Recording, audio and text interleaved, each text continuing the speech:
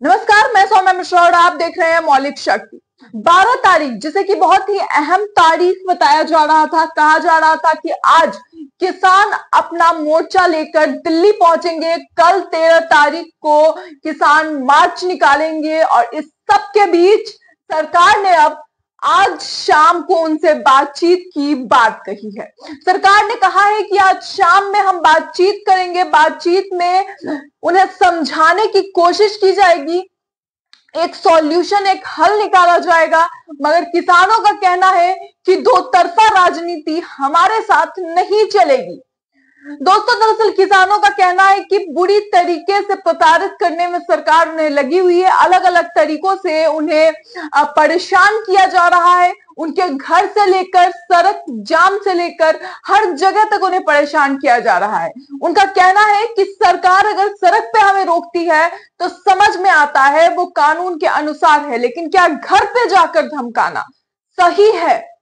ये बात मैं नहीं कह रही हूं, ये बात किसान मुक्ति मोर्चा के ही जो एक नेता है उनका कहना है, अभिमन्यु का कहना है ये। और हम आपको उनकी वो बाइट सुनाएंगे भी जहां पर वो इस तरह की बात कहते नजर आ रहे हैं। मगर आपको बता दूं कि 16 फरवरी को भारत बंद का ऐलान किया गया है। जी हाँ, एसकेएम ने 16 फरवरी को भारत बंद का ऐलान किया है। इस किसान आंदोलन को देखते हुए धारा 144 लागू कर दी गई है। दिल्ली पुलिस का अलर्ट है, हाई अलर्ट पे है। पूरे के पूरे जितने भी बॉर्डर हैं, वो पंजाब से दिल्ली आने वाले हो, हरियाणा से दिल्ली आने वाले हो, चंडीगढ़ से दिल्ली आने वाले हो, जितने भी बॉर्डर हैं सभी पर कंक्रीट की दीवारें खड़ी कर दी गई है, कीलें बिछाई गई हैं। और समझिए कि लोगों को पेट्रोल पंप पे पेट्रोल डालने के लिए मना कर दिया गया है। उन लोगों को किसानों के ट्रैक्टर में कहा जा रहा है कि अगर पेट्रोल डाला तो पेट्रोल पंप बंद करवा देंगे, नौकरी चली जाएगी। ये बातें हम नहीं कह रहे, ये बातें किसानों का कहना है। और क्या क्या लागू किया गया है, किस तरीके से, आज एक बार फिर से तीनों केंद्रीय मंत्री चर्चा करेंगे, बातचीत करेंगे। इस सारी बातें हम आपको आगे वीडियो में बनाएंगे, पर पहले जरा ये बात सुनिए कि आखिर किसान नेता है क्या कह रहे हैं। सरकार अपनी तैयारी कर रही है तो हमने भी अपनी तैयारी कर रखी है। सरकार ने रणनीति बनाई है तो हमने भी अपनी रणनीति बनाई है, और 13 तारीख को वो रणनीति और किसानों की तैयारी भी पूरे देश को दिखेगी। तो दोस्तों, सुना आपने। अब इसी के साथ आज तक की एक खबर देखिए, जहां पर लिखा गया है कि किसान मार्च को लेकर दिल्ली पुलिस का अलर्ट, धारा 144 लागू, एसकेएम ने किया 16 फरवरी को भारत बंद का ऐलान। दिल्ली पुलिस ने पंजाब हरियाणा के किसानों के दिल्ली मार्च को ध्यान में रखते हुए टिकरी बॉर्डर पर बैरिकेडिंग कर उत्तर पूर्वी जिले में धारा 144 लागू कर दी है। और यूपी की ओर से आने वाली प्रदर्शनकारियों की एंट्री पर रोक लगा दी गई है। पुलिस का कहना है कि नियमों का उल्लंघन करने वाले व्यक्ति के खिलाफ तुरंत एक्शन लिया जाएगा। लेकिन किसानों का कहना है कि पुलिस भी नियमों का उल्लंघन कर रही है। सुना आपने किस तरीके से ये किसान नेता कह रहे थे कि इनके घरों पर जाकर धमकियां दी जा रही है, इनके बच्चे को लेकर धमकियां दी जा रही है, इनकी बीवी को धमकियां दी जा रही है, इनके घर में इनके बुजुर्गों को धमकियां दी जा रही है। और जाकर कह रहे हैं कि अगर कुछ होता है तो इसमें हमारी जिम्मेदारी नहीं है, वो भी उन बच्चों को लेकर जो कि बाहर रह रहे हैं, पढ़ रहे हैं और अपना भविष्य बनाने के लिए गए हुए हैं। कि हमारे घरों में जाके हमारी माताओं और हमारी बहनों और बच्चों के साथ बदतमीजी करी जा रही है जेंट्स पुलिस द्वारा। हमारे कुछ नेताओं को तो ये भी भेजा जा रहा है कि भाई आपका बेटा फलाने कॉलेज में पढ़ रहा है, उसका कैरियर हम बर्बाद कर देंगे। सोचिए किस तरीके से उन्हें प्रताड़ित करने की, परेशान करने की कोशिश की जा रही है। कोशिश किया जा रहा है कि उनकी जो हिम्मत है उसे तोड़ दिया जाए। लेकिन ये किसान अपनी बात पर टिके हैं। उनका कहना है साफ तौर पर कि ये दो तरफा जो राजनीति चल रही है ये नहीं सही है।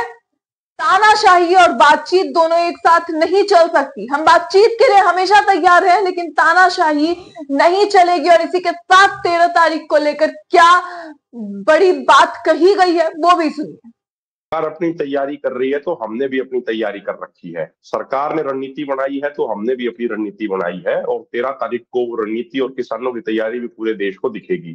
पिछली बार भी बड़े तो दोस्तों सुना आपने, अब खबर में देखिए कि किस तरीके से सरकार और प्रशासन इन किसानों को आतंकवादी साबित करने पे लगी हुई है। आप सोच रहे होंगे कि मैं आखिर इस तरह की बात क्यों कह रही हूं, लेकिन ये सच्चाई है कि पिछली बार भी आंदोलन में यही साबित करने की कोशिश की गई थी और एक बार फिर से ये साबित करने की कोशिश की जा रही है। आज तक की खबर है, देखिए जरा, जहां पर लिखा गया है कि ट्रैक्टर ट्रॉलियों में आ सकते हैं प्रदर्शनकारी। उत्तर पूर्वी दिल्ली के deputy police commissioner doctor George Turkey ने बताया कि 13 फरवरी को कई किसान संगठन ने अपने समर्थकों के साथ दिल्ली में मार्च करने का ऐलान किया है। पंजाब, यूपी, हरियाणा, राजस्थान, उत्तर प्रदेश, उत्तराखंड और एमपी से किसान ट्रैक्टर ट्रॉली और हथियार लेकर दिल्ली आ सकते हैं।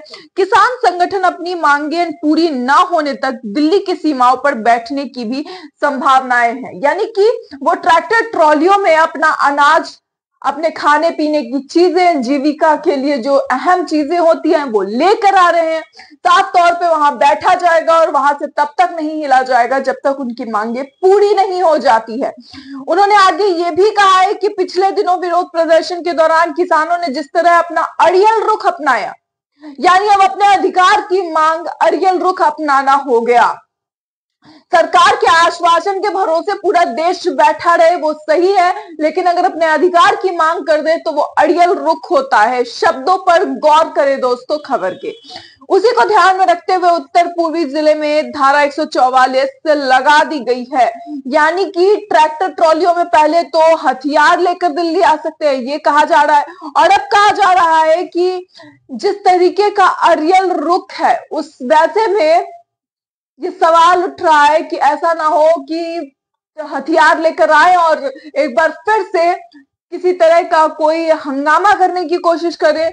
अड़ियल रुख जिस तरीके से पहले अपनाया था, एक बार फिर से कहीं वही रुख ना अपनाया जाए। मगर दोस्तों अब इस सब के कारण 2 दिन तक यातायात डिस्टर्ब रहने वाला है। 2 दिन से यातायात डिस्टर्ब है और आगे 16 तारीख तक साफ तौर पे ये समझ में आ गया है कि अब जो ट्रैवलिंग है वो दिक्कत करेगी। बसों के रूट्स को डाइवर्ट किया जा रहा है, न सिर्फ डाइवर्ट किया जा रहा है बल्कि जो प्राइवेट गाड़ियां हैं, कमर्शियल गाड़ियों के लिए अलग नियम कानून लाए गए हैं और प्राइवेट गाड़ियों के लिए अलग नियम कानून लाए गए हैं। इन सभी नियम कानूनों के बीच परेशानी किसे हो रही है? जनता को हो रही है। और झेल कौन रहा है? किसान झेल रहे हैं। और देखिए जरा, एनबीटी की खबर है जहां पर लिखा गया है कि किसानों के प्रदर्शन से पहले दिल्ली के बॉर्डर सील, कमर्शियल वाहनों पर रोक, घर से निकलने से पहले देख ले एडवाइजरी। यानी कि साफ तौर पे एडवाइजरी देख लेने के लिए कहा गया है, क्योंकि अब जो हरियाणा से आने वाली बसें होंगी या फिर कोई भी गाड़ी, अगर किसी को दिल्ली से हरियाणा जाना है, किसी को दिल्ली से पंजाब जाना है, तो उन्हें बिना ये एडवाइजरी देख के निकलने का मतलब है कि वो पूरे रास्ते घूमते फिरते ही रह जाएंगे, क्योंकि पूरी तरीके से रास्तों को डाइवर्ट किया गया है। धारा 144 जैसा कि मैंने आपको बताया कि लागू कर दिए गए हैं। 13 फरवरी को कूच को लेकर ये सब कुछ किया जा रहा है, लेकिन किसान अपनी बात पर टिके हैं। किसान अपनी बातों पर टिके हैं। उनका साफ तौर पे ये कहना है कि हम निकालेंगे प्रदर्शन, भले आज बातचीत हो, बातचीत में अगर कोई सॉल्यूशन नहीं निकलता है तो ये कहीं से ना सोचे कि बातचीत है तो तैयारी पूरी नहीं होगी। बातचीत है तो है, लेकिन तैयारी जो है वो पूरी होगी। हरियाणा, पंजाब, उत्तर प्रदेश, इन सभी जगहों के बड़ी संख्या में किसानों के पहुंचने की बात कही जा रही है। कई सैकड़ों की संख्या में वहां पर किसान ऑलरेडी मौजूद है और भी लोग वहां पर कल तक पहुंचने की कोशिश करेंगे। जितने ज्यादा से ज्यादा किसान पहुंच सके, जिनको प्रशासन वहां पहुंचने देगी, वो सभी वहां पर पहुंच रहे हैं।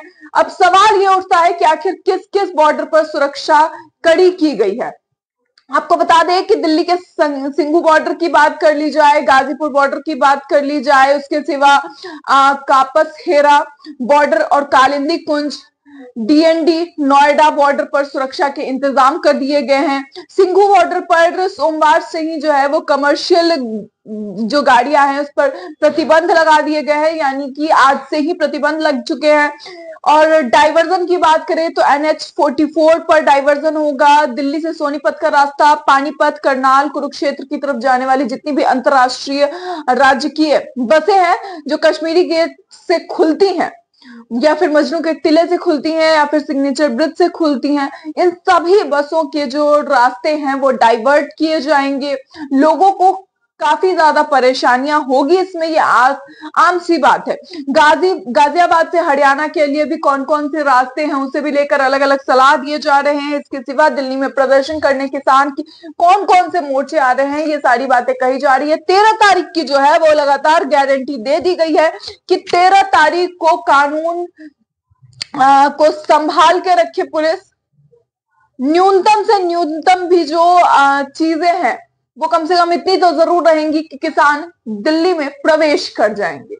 खुलेआम ये बात कही जा रही है। और अब जरा सुनिए कि आखिर कौन सी 3 अहम मांग जो है इसमें की गई है। सबसे महत्वपूर्ण बात, मांगे तो सारी महत्वपूर्ण है, लेकिन प्रायोरिटी वाइज जो सबसे महत्वपूर्ण मांग है वो है कि एमएसपी पे गारंटी कानून बनाया जाए और एमएसपी स्वामीनाथन आयोग की रिपोर्ट के अनुसार तय किया जाए।